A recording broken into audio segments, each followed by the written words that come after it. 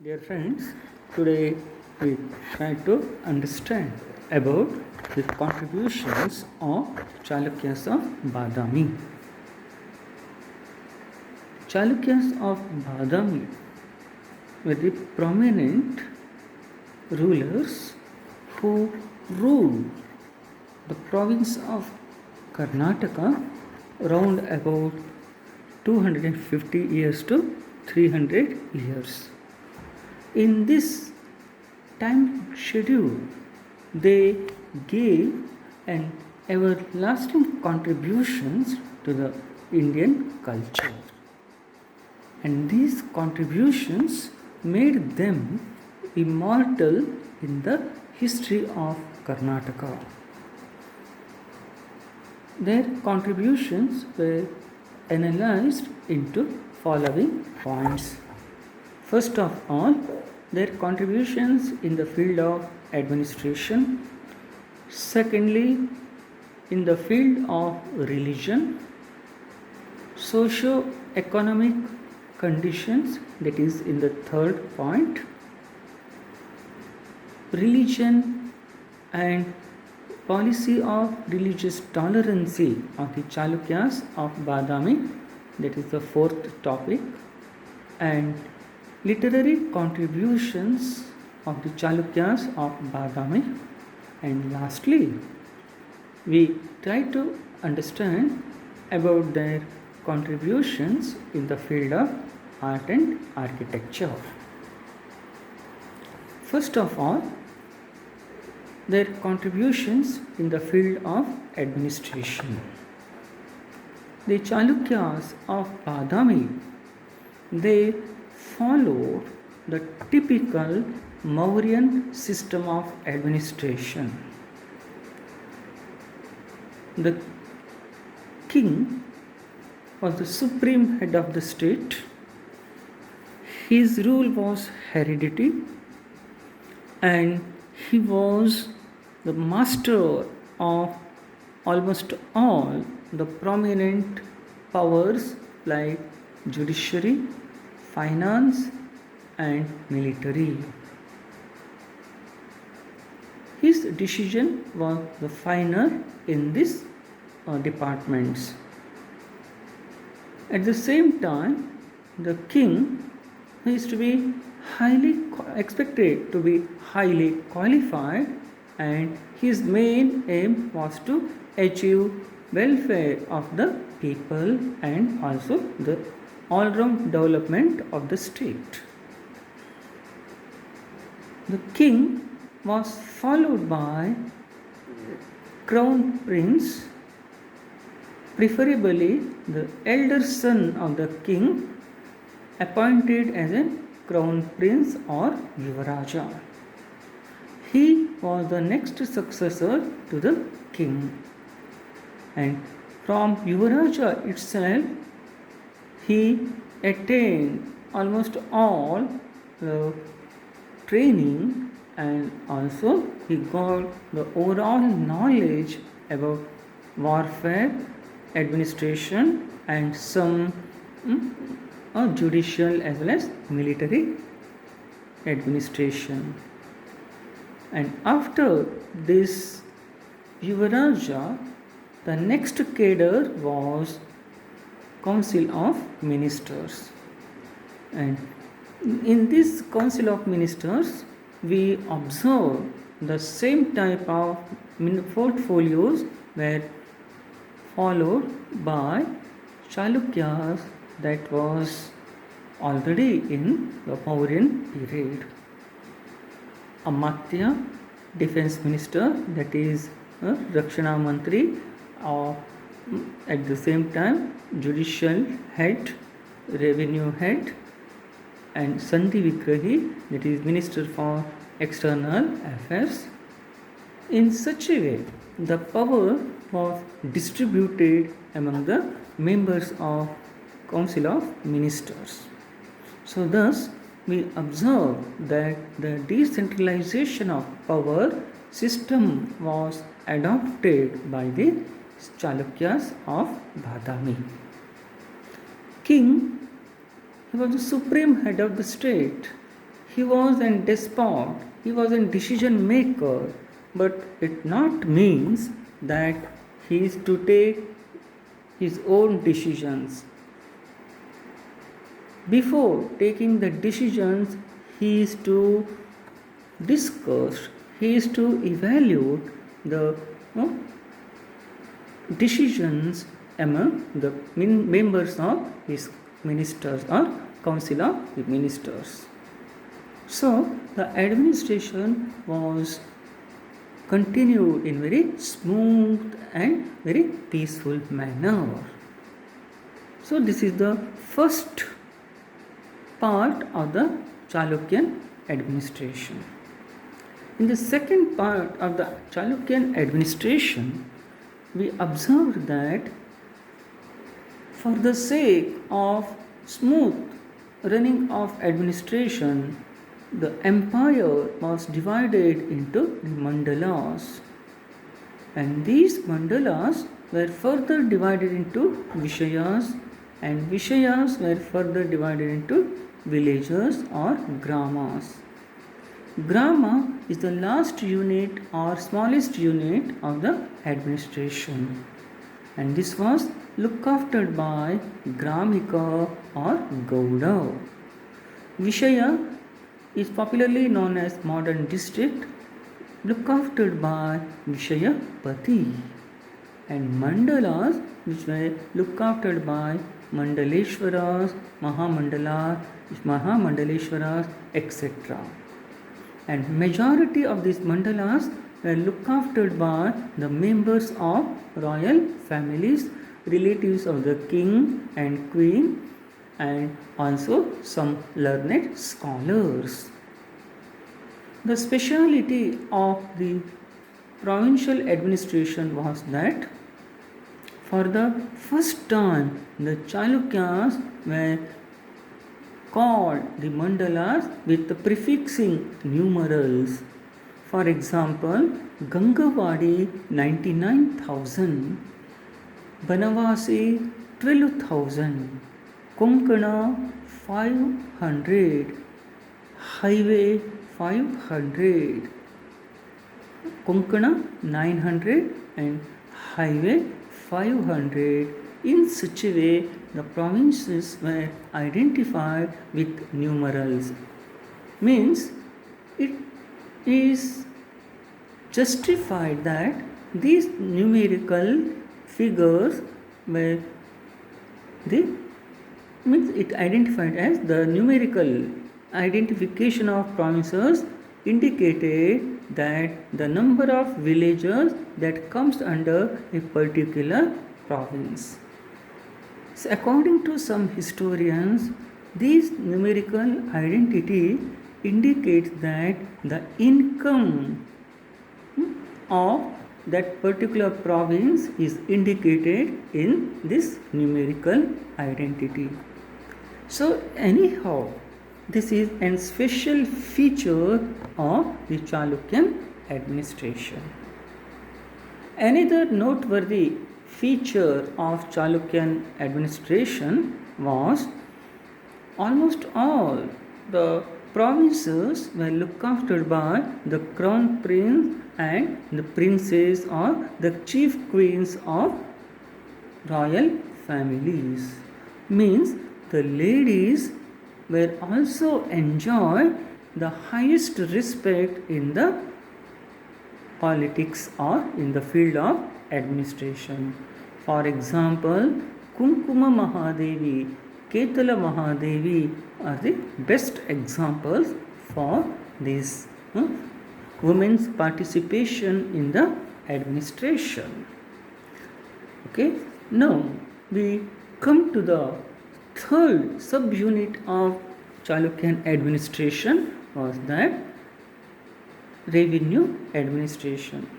The Chalukyas of Badami were well versed or well furnished economy established by them, especially through the trade content, through the achieving development in the agriculture and also by managing the resources in very systematically. Ultimately, their economy was very prosperous.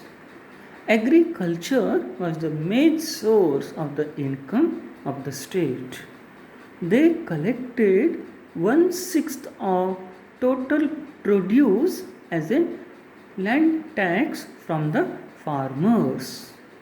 It shows that they imposed very lowest taxes on agriculturists or farmers. Sometimes it was reduced to 1/8 also. So the farmers, the agriculturists are very happy in this regard. Another source of income of the Chalukyan period was professional taxes. At that time, the merchant guilds, professional guilds like guilds of carpenters, guilds of blacksmiths, guilds of potterers, so such professional unions, professional guilds were also played a vital role by contributing their contributions to the Chalukyan economy. Means, here we come to the point the royal members were safeguarded the interest of these guilds. So guilds were also contributed to strengthen the Chalukyan revenue administration. And no doubt these Chalukyans of Badami, they also got sources from trade and commerce by imposing fines on the offenders and forest tax, mining tax, etc. So, in overall, we observed that the Chalukyan revenue administration was very successful in setup. By the by, the expenditure of the Chalukyas were divided into 4 categories. 25% is spent for military, 25% of the income is spent for welfare of the people, and 25% of the state income was spent for the maintenance of royal management, royal court, etc. etc. And remaining 25% is meant for reserve fund. So this system was very unique that they maintain very sound and stable financial conditions. Okay, then regarding the military, the Chalukyan military was very powerful. This military was popularly known as Karnata Bala.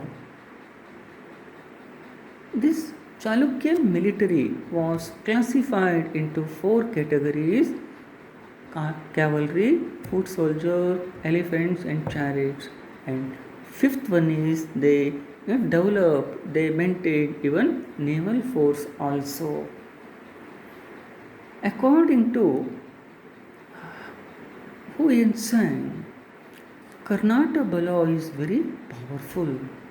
This Karnata Bala played a vital role in the Battle of Narmada.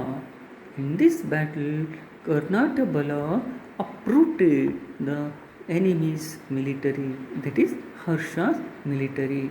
Harsha's elephants were fall down in the battlefield. Harsha was disappeared. Such type of statements shows that the strongness or ability of the Karnata Bala. King himself led the military in the battlefield. So anyhow, with the support of this stronghold military only, Pulakeshi II achieved a great success in his military expansion theory or expansion policy. So, thus they succeeded in the establishing such a mighty dynasty that extended from river Narmada in north to river Kaveri in south, Bay of Bengal in the east to Arabian Sea in the west. Okay, and this is about the greatness of military of Chalukyas of Badami. And no doubt they followed impartial judiciary and they gave for that is impartial judgments without any discrimination. Dharma Shastras became the base for Chalukyan judiciary. King was the supreme head of the judiciary, but he was assisted by some law ministers and some officers in the disbursement of judgments.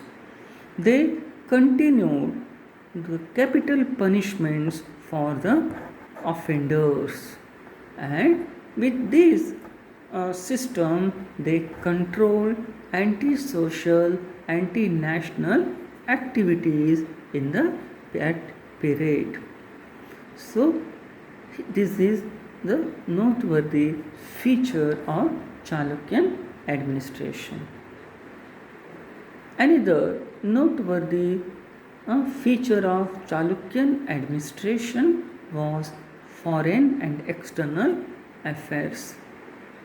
During the period of Chalukya Pulakeshi II, there was close contact between neighboring countries like Arabia, China, and some eastern countries, eastern and western countries. The cave number 10, which had the painting, clearly shows that the scene of Pulakeshi's royal court, where the Arab traveler and Arab ambassador visited, and he is depicted as giving the gifts that he brought from Arabia or Persia. So this example, this painting proves that Pulakeshi II developed a close contact friendship with Persian Empire. Huyen Tsang, who visited in the royal court of Pulakeshi II, also helps him to develop cordial relation with China. The Traders Union also played an important role in commercial point of view to develop brisk trade with Southeast Asian islands, Southeast Asian countries, even Persia, and also to Greece. So, for example, Ayavale 500 Traders Union was very popular, and these members of this Traders Union, they developed both internal and international trade contacts. So they were the backbone of Chalukyan economy also. So these are a few points regarding the Chalukyan administration. And this is a brief explanation regarding the Chalukyan administration. Okay.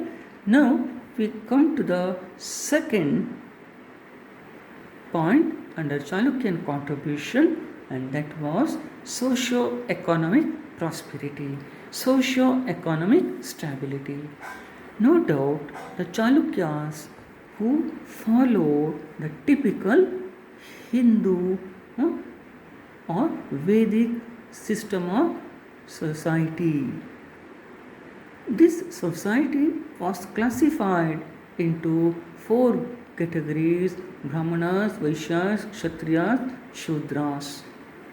But there is no discrimination among these castes.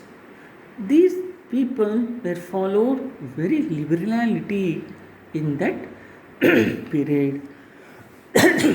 So we observed that they can change, there was flexibility, they can change, they can adopt any profession or any religion or any caste creed. There is no restriction, there is no rigidity at all in the caste system.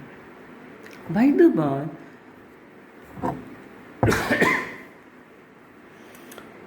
by, we observe that guilds, professional guilds, were also played an important role in the social stratification. They enjoyed highest respect in the society. For example, these cobblers, carpenters, or tailors, washermen, fishermen, blacksmith, goldsmith. So, members of these traders, what is called guilds, played an important role in the regulating social and political conditions or political and social activities. And another important development was found in the Chalukyan society, that women enjoyed highest respect in the society. She enjoyed almost all the privileges. She can participate in religion, administration, or art, architecture, even in the field of education also. Chalukyan queens, they also worked as a provincial governors in many provinces. It is quoted in the inscriptions. By the by, these people who enjoy the luxurious life, they used varieties of ornaments, they used different types of dress and almost all hairstyles. So it shows that the society was highly advanced in the nature. It is highly advanced and highly cultured. They also used mixed food habits, both vegetarian and non-vegetarian. They used different types of amusements like dance, playing musical instruments, singing, and also paintings. So these are the few points were the best example that meant for social stability in Chalukyan period. Okay, regarding the financial conditions, the Chalukyan society was very prosperous. The tax ratio itself indicates that these very less taxes were collected by the kings, and no doubt we observe agriculture, professions, guilds are the prominent financial activities or economic activities popularly developed in the period of the Chalukyas. And no doubt they carried out even foreign trade also, even internal trade. So the traders union played a vital role in this regard. And another noteworthy period, that is Chalukyan period, was that the guilds, they maintained monopoly in the market and production. So they control the market by controlling the supply and manufacturing. Depends upon the demand, they are going to produce the products. Productions are started. So in such a way they control they regulate the market. But this unity among the guilds, it is also the best example for the indication of advanced economy. Okay, so these are the few points regarding the economic conditions of the Chalukyan period. My dear friends, now we come to the another noteworthy contribution of the Chalukyas of Badami, and that was in the field of religion. So let us try to understand the religious conditions or religious life under the Chalukyas of Badami. No doubt, the Chalukyas of Badami were the followers of the policy of religious tolerancy. Many of the early rulers in this family were the followers of Shaivism, and many of them were followers of Jainism, and a very few rulers they adopted Vaishnavism as their main religious sect. For example, Pulakeshi, first Kirtivarma, Jayasimha and Ranaraga were the followers of Shaivism. But Mangalesha, he was a follower of Vaishnavism. And Pulakeshi II, he was a follower of Shaivism. But his commander-in-chief and a court poet of Pulakeshi II and writer of Aihole inscription, Ravi Kirti, he was the follower of Jainism. So, it was a best example that the Chalukyan ruler were the followers of religious tolerancy. Jainism, Buddhism, Vaishnavism, Shaivism, these are the major sects enjoyed royal patronage. At the same time, we observe that Huyen Tsang's quotes or references shows that the Chalukyas of Badami were also gave shelter to Buddhism. According to Siyuki of Huyen Tsang, Banavasi, Balligami, Dambar were the prominent Buddhist centers at that time. More than hundreds of Buddhist Sanghashramas are there in Banavasi, and more than 10,000 Buddhist monks and nuns who stayed at Banavasi. But slightly he quoted that Buddhism was under a ruined in condition. So anyhow, we observe that Pulakeshi II and other rulers who adopted the policy of religious tolerancy, and at the same time Khusru II, the Persian emperor, who sent an ambassador into the royal court of Pulakeshi, also reflected or depicted in the cave painting or cave number 10 painting of Ajanta, also quoted that the entry of Islam religion in South India. Anyhow, these are the best examples, a few explanations regarding Chalukya's religious policy. By the by, the inscriptional evidences and temple architecture were also the best proofs or best example for the religious policy that was followed by the Chalukyan rulers and their officers.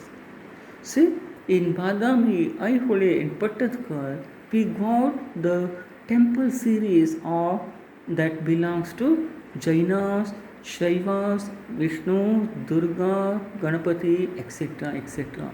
So, these monumental examples were also gives an abundant proof regarding their religious tolerant policy. So anyhow, this is the a few points regarding Chalukyan religious policy. And now we come to the point about the Chalukyan literature under Chalukyan period. No doubt, the Chalukyas of Badami were the great patron of literature.